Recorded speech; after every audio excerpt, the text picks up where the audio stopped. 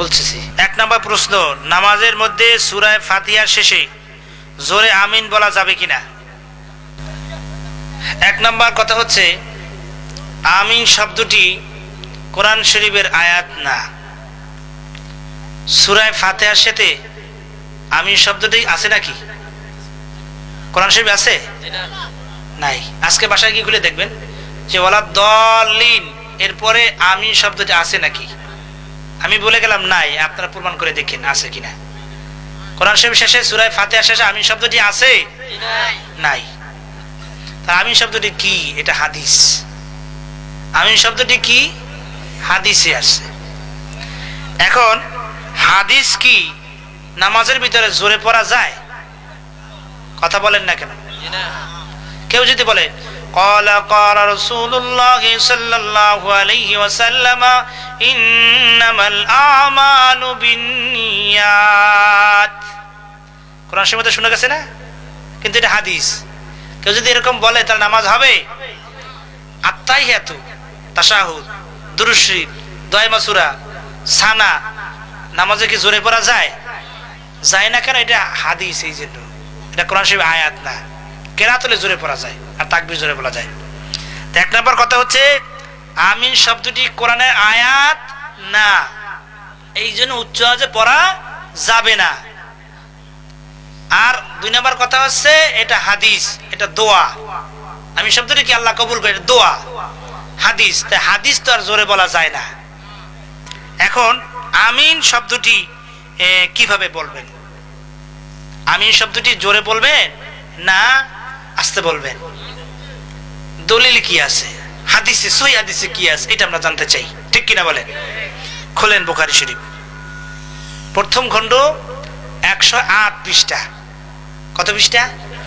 108। আন আবি হুরায়রা রাদিয়াল্লাহু তাআলা আনহু قال قال رسول الله صلى الله عليه وسلم اذا كان احدكم آمين وقالت الملائكة في السماء آمين فافقت اكرهم غفر ما تقدم من جنبي رواه البخاري। বুখারী শরীফে হযরত আবু হুরায়রা ইরশাদ করেন রাসূল পাক সাল্লাল্লাহু আলাইহি ওয়াসাল্লাম থেকে, তিনি বলেন রাসূল পাক সাল্লাল্লাহু আলাইহি ওয়াসাল্লাম ইরশাদ করেন, হুজুর বলছেন, ইযা কানা আহাদুকুম আমিন, তোমাদের কেহ যখন বলে আমিন, ওয়াকালাতিল মালাইকাতু ফিস সামা আমিন, তখন আকাশের ফেরেশতারা বলে আমিন। সুবহানাল্লাহ বলেন। আমরা যখন আমিন বলি, আকাশের ফেরেশতারা কি বলে? আমিন বলে। আপনার আমিন আমার আমিন যদি ফেরেশতাদের আমিনের সাথে মিলে যায়, গুফিরা লাহু মা তাকাদ্দামা মিন জামবি, হাদিস আছে, বুখারী হাদিস, আল্লাহ তাআলা আপনার আবার সগীরা গুনাহ মাফ করে দিবেন। সুবহানাল্লাহ বলেন। এই হাদিসে, এটা সহিহ হাদিস, এই হাদিসে কি বলা হলো? তোমরা যখন বলো আমিন, ফেরেশতারা বলে আমিন, তাদের আমিনের সাথে যদি ফেরেশতা আমিন মিলে যায় তাহলে গুনাহ মাফ। এখানে কিন্তু আমিন জোরে বলতে হবে এটা বলা হয় নাই, আস্তে বলতে হবে তাও কিন্তু বলা হয় নাই, ঠিক কিনা বলেন?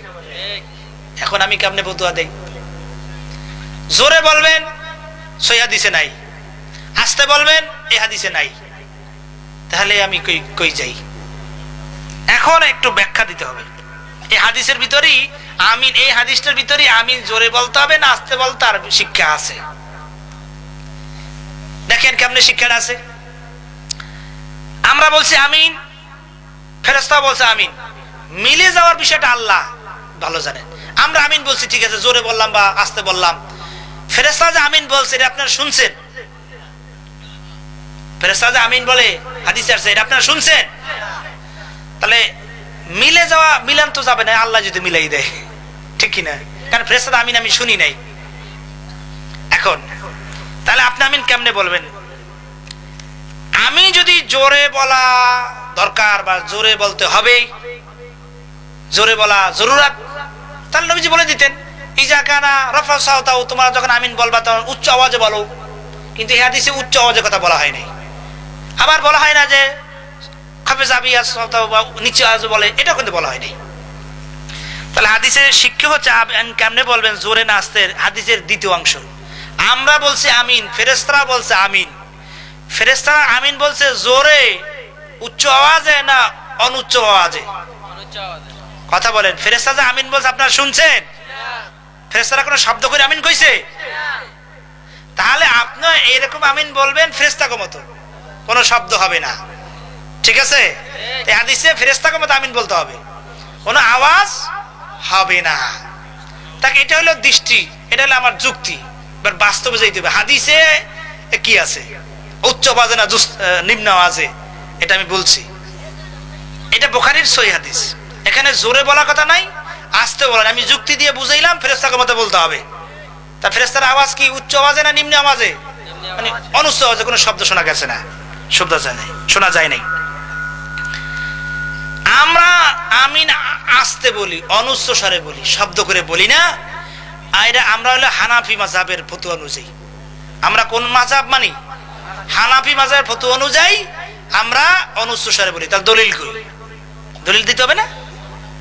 দলিলটা শুনেন, আমাদের দলিলটা শুনেন।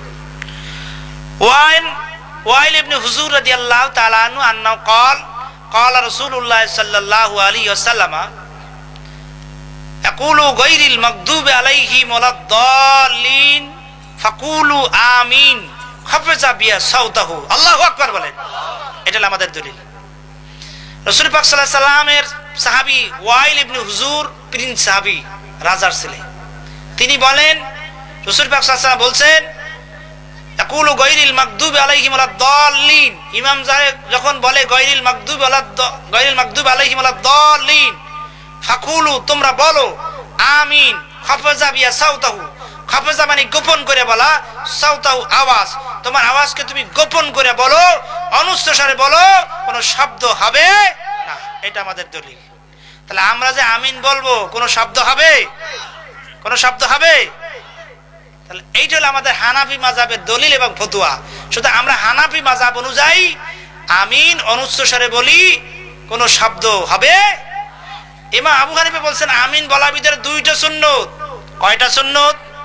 এক হচ্ছে আমিন বলাটা সুন্নত, দুই হচ্ছে অনুচ্চ স্বরে বলা সুন্নত, অর্থাৎ কোনো শব্দ হবে। এটা আমাদের হানাফি মাযহাবের ফতোয়া।